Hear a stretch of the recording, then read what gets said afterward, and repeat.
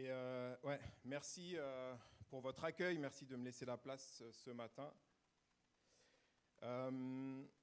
Donc tout le monde ne le connaît pas, mais comme il a dit, on est là depuis environ une dizaine de mois à l'Institut biblique de Genève. Et on est vraiment reconnaissant tout d'abord de votre accueil. On s'est vraiment senti bien, on priait avec Elodia pour trouver une église où on puisse se sentir bien. Et, parce qu'on est là 1 an, on ne voulait pas faire le tour de toutes les églises ici à Genève. Et dès le premier culte qu'on a fait ici, on a vraiment été touchés par votre accueil. Et je ne le dis pas pour vous faire plaisir, c'est vraiment sincère. Et puis un autre aspect, en tout cas, qui moi m'a particulièrement touché ce dimanche-là, c'est que c'était Dayanara qui parlait sur comment on est des ambassadeurs de Christ. Et c'est quelque chose qui m'a touché, c'est quelque chose qui me passionne. Comme Raphaël l'a dit, on a un cœur vraiment pour la mission. Et du coup, ce matin, c'est un peu ce sujet-là qu'on va aborder. On va parler du Dieu des nations. Une autre chose qui m'a marqué dans cette église, c'est en fait la transculturalité. J'ai été surpris parce que c'est rare de voir autant de cultures représentées. Et je demande à Raphaël, il m'a dit que les 4 continents étaient représentés, avec l'Asie, la Chine et les Philippines, mais ils ne sont pas là, je crois. Et c'est vraiment beau de voir ça, et c'est rare. Et il m'a dit aussi qu'il y avait environ 25 nations représentées. Est-ce que je peux faire un petit exercice ceux qui viennent d'Amérique du Sud, est-ce que vous pouvez vous lever? Qu'on vous voit. Amen. Ceux qui viennent d'Afrique. Amen. Ceux qui viennent d'Asie. Bienvenue. Et ceux qui viennent d'Europe, vous avez le droit de vous lever 2 fois, parce que... Amen. Et voilà, comme je disais, c'est la première fois que je vois une église autant diversifiée. Et c'est vrai que des fois, ça peut être peut-être dur, parce qu'on a des aspirations différentes, peut-être des notions différentes du culte, de la louange et tout ça, mais c'est aussi une richesse, parce qu'on peut apprendre les uns des autres. Et on a besoin vraiment d'apprendre des cultures pour glorifier Dieu. Et en vous voyant, je ne peux pas m'empêcher de penser au verset d'Apocalypse 7, verset 9. Et ça va être un peu la base de mon message, qui dit « Après cela, je vis une foule immense que personne ne pouvait dénombrer. C'était des gens de toute nation, de toute tribu, de tout peuple, de toute langue.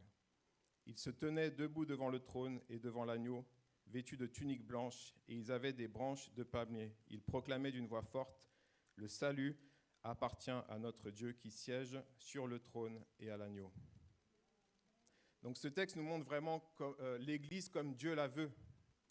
Et ce que je me disais, c'est pourquoi ne pas essayer d'avoir cette représentation d'Église ici sur Terre. Et c'est en tout cas ce que je vois en vous, c'est ce que je vois ici. Et je veux vraiment vous encourager à continuer dans cette dynamique. Et je pense aussi aux responsables. Il y a pas toutes, mais plusieurs nations représentées dans l'équipe d'anciens. Et voilà, c'est magnifique. 2 choses que nous voyons dans ce texte. Tout d'abord, c'est un peuple nombreux de toutes nations. Quand on parle de nations, dans ce texte, on ne parle pas de pays comme on le voit aujourd'hui, mais on parle d'ethnie. Et c'est important, quand on pense à la mission, par exemple, de différencier les pays des nations, les pays des ethnies, pardon. Par exemple, c'est le cas de beaucoup de pays d'Afrique.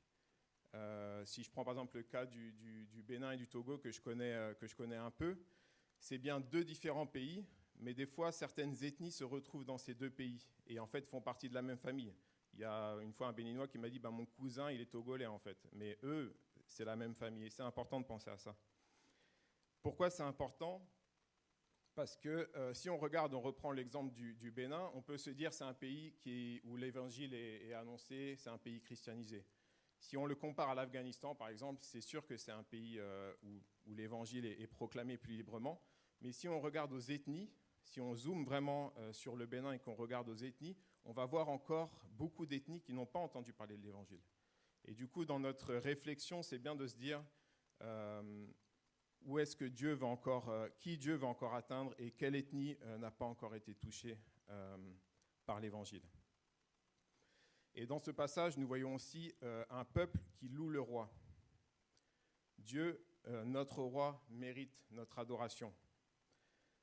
Ce matin, j'aimerais vous montrer du coup l'importance que la Bible donne à la mission et l'importance aussi que la Bible donne à l'adoration de Dieu. Et en fait, on va parcourir rapidement le livre de la Genèse, la parole de la Genèse à l'Apocalypse, avec ce fil rouge de la mission. Avant de commencer, j'aimerais juste préciser que la mission est seulement un moteur et ce n'est pas le but. Il y a une citation de John Piper que j'aime beaucoup qui dit « Le but suprême de l'Église n'est pas la mission, c'est l'adoration. Si la mission existe, c'est parce que l'adoration n'existe pas. » Donc on va voir que la mission est nécessaire à un certain moment de l'histoire, mais qu'elle reste temporaire et que l'adoration demeure. Je vais boire un coup. Je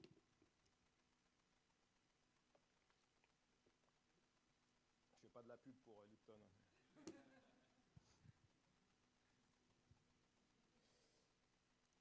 Ok. Du coup, pour la structure du message, je vais m'appuyer sur un livre qu'on nous avait demandé de lire. Enfin, on ne l'avait pas demandé de le lire, mais on nous avait conseillé de le regarder, qui s'appelle Panorama de la Bible. Et l'auteur nous donne une vue générale de la parole. Il fait ressortir plusieurs étapes du peuple de Dieu dans sa parole. Et j'ai cherché ce que la Bible dit par rapport à la mission dans ces différentes étapes. Et l'auteur nous rappelle que le plan de Dieu est de se constituer un peuple qui vit dans le pays de Dieu et sous le règne de Dieu. Donc c'est vraiment ça que Dieu désire. Dieu désire se constituer un peuple qui vit dans le pays de Dieu et sous le règne de Dieu. Et l'auteur de ce livre nous rappelle cela. Du coup, le premier royaume mentionné est le royaume prévu. Nous voyons dès le commencement le désir de Dieu de se constituer un peuple qui vit dans le pays de Dieu, sous le règne de Dieu, comme je l'ai dit. Et nous voyons cela dans Genèse 1, verset 1. « Au commencement, Dieu créa le ciel et la terre, le pays de Dieu. » En Genèse 2, 7 à 8, « L'Éternel Dieu forma de la poussière du sol, il insuffla dans ses narines un souffle vital, et l'homme devint un être vivant. Puis l'Éternel Dieu planta un jardin en Éden, du côté de l'Orient, et il y mit l'homme qu'il avait formé, le peuple de Dieu. » Voilà ce qui était prévu. Adam et Ève, appelés à se multiplier pour former un peuple et vivre dans le jardin sous le règne et la bénédiction de Dieu. Voilà le royaume prévu. Et avant la chute, en fait, la mission n'avait pas de sens. La mission n'avait pas d'existence. Et la relation entre Dieu et l'homme était parfaite. Ils pouvaient communiquer. Ils avaient une certaine proximité. Peut-être une proximité parfaite, on pourrait dire. Il demande à l'homme de nommer les animaux, de prendre soin du jardin. Dieu lui dit de profiter de sa création, de se multiplier. La relation était parfaite. Tout se passait bien. L'homme était en harmonie avec Dieu. On voit dans la parole que cette belle histoire, malheureusement, ne dure pas. Et l'auteur nous rappelle qu'on rentre dans le royaume perdu. Et l'être humain, créé à l'image de Dieu, a mal en fait géré sa liberté. Le péché est entré dans le monde et la relation a été brisée. Tous les hommes, dont vous et moi, ont été mis sous une condamnation de mort. Et comme nous le dit Genèse 2, 16 à 17, « L'Éternel Dieu donna cet ordre à l'homme, « Tu pourras manger de tous les arbres du jardin, mais tu ne mangeras pas de l'arbre de la connaissance du bien et du mal, car le jour où tu en mangeras, tu mourras. » Il y a premièrement une mort physique, car tu es poussière et tu retourneras à la poussière, et il y a une mort spirituelle, et l'Éternel Dieu le chassa du jardin. Mais Dieu, dans sa compassion, désire rétablir la relation. On le voit quand Dieu demande à Adam, « Adam, où es-tu » Et par cette question, on voit que vraiment Dieu cherche à rétablir cette relation avec l'homme. Et on voit que la mission aussi commence à ce moment-là. parce que Dieu cherche l'homme et veut rétablir cette relation. Donc à partir de ce moment-là, la mission commence à avoir un sens dans la parole. Donc bien sûr, nous sommes sous la colère de Dieu, mais nous voyons aussi un Dieu bon et compatissant. Et à travers ces questions, où es-tu ? Pourquoi te caches-tu ? On voit que vraiment, il cherche à rétablir sa relation. Il ne va pas le condamner, il va le condamner, mais il va pas le... On voit qu'il est aimant et bienveillant.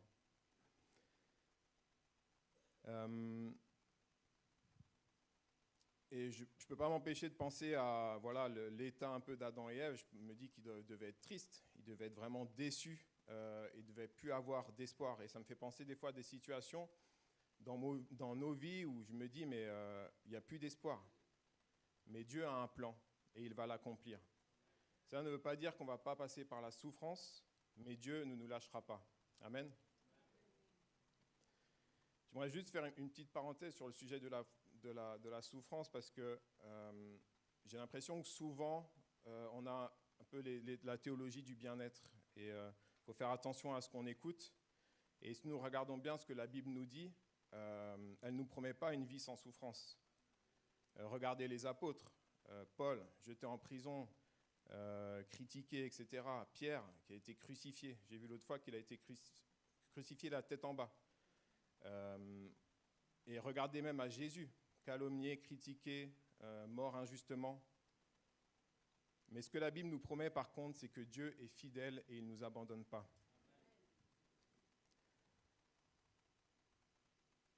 Face à ce péché universel, il nous donne une première solution qu'on appelle le proto-évangile.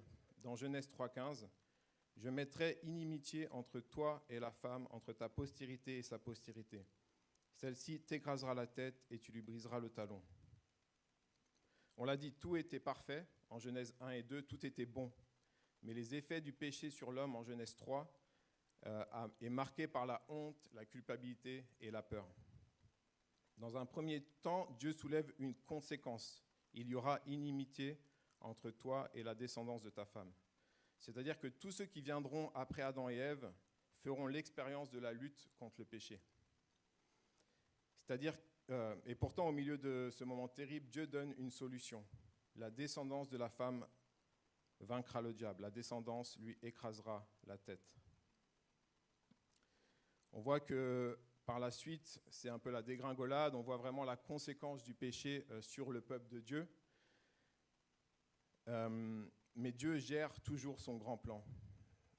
Et il fait aussi une promesse à Abraham par la suite. Et c'est à ce moment-là que nous rentrons dans le royaume promis.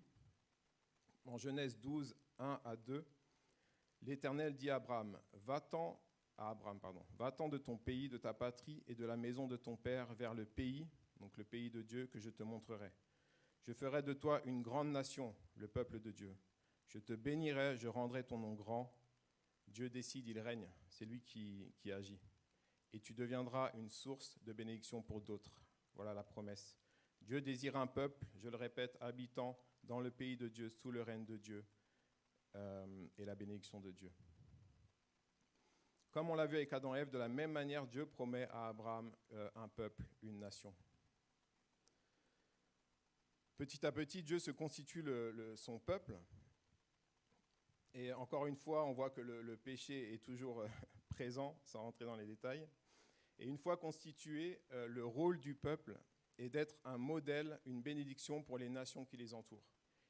Dans un premier temps, Dieu ne demande pas forcément au peuple de bouger, il s'installe et il dit « Soyez un modèle, quand les nations autour vont vous regarder, soyez un exemple, soyez un modèle pour les nations autour. » Mais il y a aussi certaines situations voulues par Dieu où le peuple est une bénédiction pour les autres nations dans leur nation. On pense à Jonas, où Dieu lui demande d'aller à Ninive, peuple qu'il n'aime pas en plus. Il résiste, finalement il y va, et on voit que par son obéissance, les habitants se repentent. Ou encore dans Jérémie, en Jérémie 29, 4 à 7, « Voici ce que déclare le Seigneur des armées célestes, Dieu d'Israël, à tous les exilés que j'ai fait déporter de Jérusalem à Babylone. Construisez des nations et installez-vous-y. Plantez des jardins et mangez-en les productions. Mariez-vous et ayez des enfants. Mariez vos fils et donnez vos filles en mariage et qu'elles aient des enfants. Multipliez-vous là-bas et ne laissez pas diminuer votre nombre. Recherchez le bien-être de la ville où je vous ai déportés et priez l'Éternel en sa faveur, car de son bien-être dépend de vôtre. » Jérémie écrit au peuple de Juda déporté à Babylone. Il leur demande de se multiplier et de prier pour le peuple. Plus tard, nous voyons qu'Israël est détruite, que le roi quitte son peuple, mais la promesse d'un roi serviteur à venir demeure. Un roi serviteur qui régnera éternellement et qui sera un rédempteur pour son peuple de toute nation et de toute tribu. Donc, par la suite, nous rentrons dans le royaume présent et tout l'Ancien Testament nous prépare à ce moment-là, à ce royaume établi, à ce roi qui règne. Je fais juste un résumé un peu de ces annonces de l'Ancien Testament rapidement. En Genèse 3,15, « Je mettrai inimitié entre toi et la femme, entre ta postérité et sa postérité. Celle-ci t'écrasera la tête et tu lui briseras le talon. » En Genèse 12, 2 à 3, « Je ferai de toi une grande nation et je te bénirai. Je rendrai ton nom grand et tu seras une source de bénédiction. Je bénirai ceux qui te béniront et je maudirai ceux qui te maudiront. Et toutes les familles de la terre seront bénies en toi. » Toutes les familles de la terre seront bénies en toi. Abraham a eu confiance en cette promesse de l'Éternel. Et dans la mission, dans notre mandat, nous devons avoir aussi confiance que l'Éternel accomplit son plan.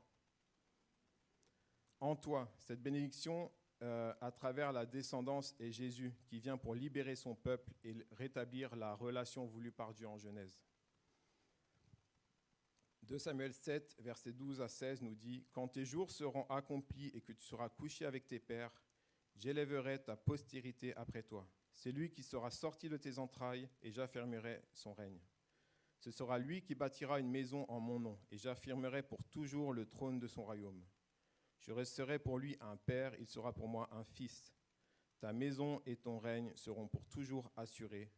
Ton trône sera pour toujours établi. » Nous avons là ce qu'on appelle la promesse davidique, un royaume promis, établi en Jésus.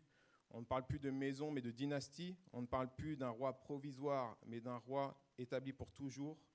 Et on parle d'un roi missionnaire, transculturel, quittant sa place dans les cieux pour venir sur terre nous rejoindre. Et on voit que la parole, c'est ce qui est dit en Jean, la parole est faite chair. En Jean 1, 1 à 18, on ne va pas tout lire, c'est un long texte, j'ai relevé quelques versets qui me paraissaient importants. Au commencement était la parole, et la parole était avec Dieu, et la parole était Dieu. Au verset 14, « Et la parole a été faite chair, elle a habité parmi nous, pleine de grâce et de vérité. » Au verset 18, « Personne n'a jamais vu Dieu, le Fils unique est dans le sein du Père et celui qui l'a fait connaître. » Jésus a accompli la mission confiée par le Père. Jésus a quitté son trône de gloire pour venir habiter parmi nous. Et en fait, c'est ça être missionnaire. Amen. Il est venu révéler la gloire du Père en vivant vive nos réalités. Il n'a pas accompli tout cela loin, mais il est venu se faisant chair, nous montrer la voie et nous révéler le Père.